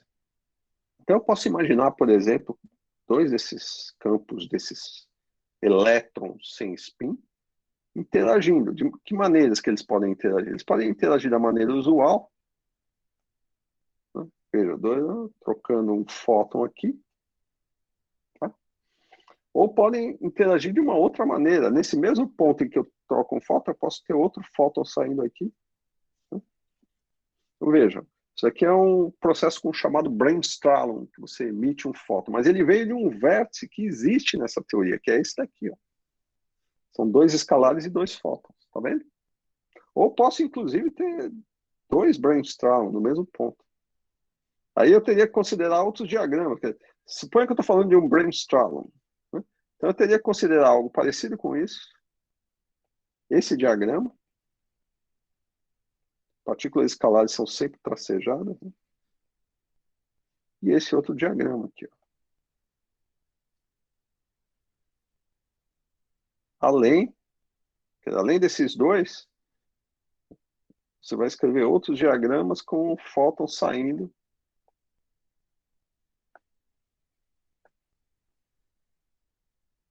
Então, tudo isso aqui representa o mesmo processo. São vários diagramas representando o mesmo processo. Fótons saindo ou dessa linha ou das outras linhas. Então, veja que nessa teoria, né, para esses elétrons sem spin, eu teria muito mais diagramas para considerar, né, quando eu estou falando, por exemplo, da colisão de dois elétrons, dando dois elétrons mais um fóton. São vários diagramas. Enquanto na QED, isso daqui não seria possível, nem isso daqui. Eu só teria diagramas desse tipo aqui. Tá? Onde só envolve escalar, escalar, fóton, escalar, escalar, fóton, escalar, escalar, fóton. Percebe? São aparentemente pequenas diferenças quando você olha só para os vértices possíveis, mas em termos dos processos são grandes diferenças. Então, você não ter essas contribuições, ou ter, né, dá resultados completamente distintos em termos de amplitudes de espalhamento. Né? Essas coisas interferem entre si. Lembra, vocês têm que somar todos os diagramas possíveis, depois fazer o produto disso daí com o hermitiano conjugado, e é daí que aparecem as interferências entre os diagramas. Tá? que é aquela história da mecânica quântica, né? O padrão de interferência tem a ver com essa questão de você ter contribuições, né? Que tem que ser somadas antes de levar ao quadrado da amplitude. Tá? Bom, eu posso ter em nível de loop também, diagramas desse tipo que eu não teria na QD usual, por exemplo, em loop. Loop ou laço, né? Vamos colocar laço em português. Isso que eu gosto dos portugueses, porque os portugueses, eles traduzem tudo. Português de Portugal é horrível. Mas pior que Então é tá mesmo, aqui. né, professor? Mas é Eletrão. ótimo. Isso significa identidade. Você tem que ter identidade com a sua língua. Aí você começa a abandonar a sua língua porque tem uma palavra que eu acho mais bonitinha em inglês, vou usar. Aí os livros de literatura vão ficar uma desgraça. Então, pensa, ficou horrível esse meu fóton. Mas pensa num fóton saindo daqui. Tá parecendo um glue. Assim. Vai ser assim. Eu acho que, inclusive, professor, todo mundo que, logo quando entra em física, está ainda aprendendo os termos, e eu falar de simetria de gauge, invariância de gauge, fica até pensando que é o nome do pesquisador, né? Aí depois vê que, na verdade, é porque manteve o termo em inglês. Exato. Essas coisas são... Bom, enfim, tem gente que pensa diferente, mas eu prefiro que nós marquemos nossa identidade enquanto povo, uma nação, senão... Se a gente não tem identidade, a gente não tem nada. Não dá nem para falar em país e nação. Mas vamos lá. Observe esse diagrama que eu desenhei aqui. Tá? Esse diagrama ele não é possível na QED. Porque você não tem... Aqui são dois fótons, ó. Dois fótons no mesmo vértice com os dois escalares. Só é possível graças a essa interação que está aqui em cima. Percebe? Que não existe na QED. Então, teria contribuições em nível de laço, em correções radiativas, que se o elétron fosse férmio como não existiriam. Tá? Que daria resultados diferentes na hora que você fizesse os cálculos para obter os observáveis físicos. Tá? Muito bem. Então, por hoje eu não vou falar mais nada. A próxima aula eu vou então entrar na eletrodinâmica quântica de fato, com férmions, né, com as pequenas diferenças que existem com relação à eletrodinâmica escalar. E a partir daí a gente vai descrever como é que eu faço teoria de perturbação, tá? Usando tudo isso que vocês aprenderam até agora. Tá? Para poder calcular seções de choque, em teorias que é permitido larguras de decaimento. Na QED você não tem isso porque não existe nenhuma partícula que decai na QED pura, só envolvendo a interação eletromagnética. Mas em outras teorias, eletrofrac e forte, sim. Alguma pergunta, alguma dúvida? Muita informação? Entenderam o que é essa simetria de calibre? E o que é mais importante, o princípio de calibre? Vocês vão encontrar na literatura em inglês sempre o princípio de gauge. O princípio de gauge é isso. É um princípio que permite você definir quais são as interações que devem aparecer na natureza. E é por isso que é um princípio. A gente supõe que ele é sagrado. E se algum dia a gente vê que as coisas, até hoje, tudo que você construiu baseado nisso funciona perfeitamente. Se um dia a gente descobrir que não, a gente vai certamente descobrir um novo princípio, um princípio ainda mais amplo. Tá? Mas por enquanto é o que a gente tem, está muito bom. Porque a gente consegue ir muito longe com tudo isso. Tá? Professor, uma pergunta meio não conectada ao assunto. O princípio de gauge, ele existe para outras teorias, tipo relatividade geral. Teria um princípio de gauge? Então, relatividade geral é complicada, tem também toda uma questão de gauge, você pode definir derivadas covariantes, um monte de coisa, mas tem um problema que é a questão, enquanto uma teoria das interações fundamentais, A gravitação não é uma teoria quantizável, não ainda. A melhor tentativa que se tem hoje é as teorias de cordas, né? Mas, infelizmente, ainda não tem nenhum contato com a realidade. Você pode descrever uma supersimetria. A supersimetria é quando você torna a supersimetria uma teoria de Gauge, a supergravidade, né, aparece naturalmente, o graviton aparece naturalmente. Isso é muito bonito, mas ainda você vai ter os mesmos problemas que você tem. Primeiro, a supergravidade tem outros fatores, ela vai ser uma teoria não renormalizável, é complicado. A verdade é que até hoje a gente não tem como descrever a gravitação quanticamente, então, a não ser para quem estuda lá a gravitação, pode ser que tenha alguma utilidade, eu desconheço, não vou ser sincero com você, mas pode ter alguma utilidade falar em teoria de Gauge na gravitação, puramente gravitacional. Aí não é comigo, não sei. Porque Entendi. para partículas elementares, a gravitação é totalmente desprezível. Ela seria importante, talvez, lá no princípio do universo, uma época pré-inflacionária, mas tanta especulação ali que não dá para dizer Professor, nada, ninguém sabe nada, essa é a verdade. eu ia aproveitar a pergunta para puxar um gancho, eu sei que não é o tema principal, mas não sei se também é uma resposta rápida, né? Mas o qual é o princípio fundamental, ou a coisa principal que faz com que a gravitação seja tão difícil de quantizar? É só essa questão das escalas, que ela é tão diferente, ou existe algum Então, princípio na própria estrutura da teoria que dificulta isso? então, deixa eu explicar o que é, então. É rápido, é coisa simples. Eu já falei para vocês da renormalizabilidade. Tá? A gravitação é aquela teoria que, quando você coloca quem é que vai ser o campo aqui vai estar associado à métrica, que é um tensor de ordem 2. Quando você escrever a gravitação e tentar expandir em termos do campo, né, da métrica, uma perturbação na métrica, você vai ver, e isso tem a ver com a constante de acoplamento gravitacional, que ela tem dimensão de massa negativa.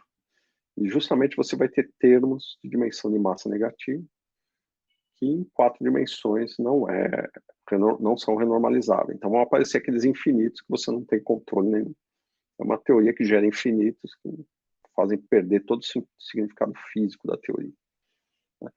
Por isso que supercordas vem para salvar, porque no formalismo de supercordas a questão é que você não está nem em 4 dimensões, você vai para 11 dimensões, né? Tem supersimetria, os infinitos eles desaparecem porque você não está tratando. Um dos pontos principais na teoria quântica de campos é que os campos, eles são, se você olhar que são produtos, você tem produtos de campos no mesmo ponto do espaço.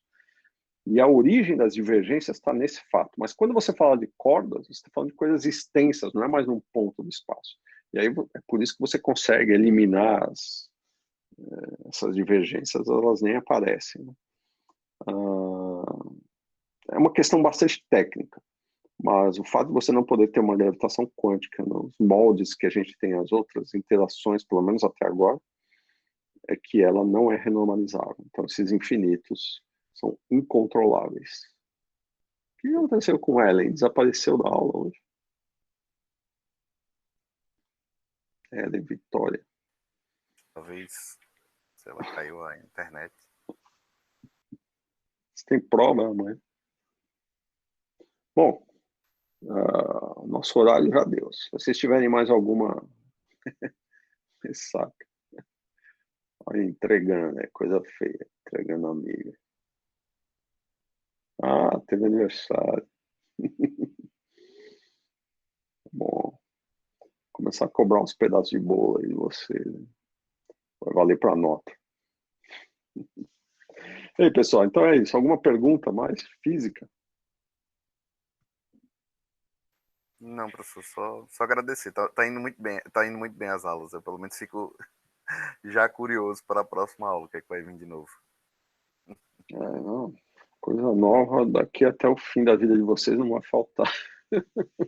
Agora tudo vai ser novo. Esse novo que eu estou apresentando não é nada mais novo, né? Isso aqui a gente está na década de 50, mais ou menos, 40.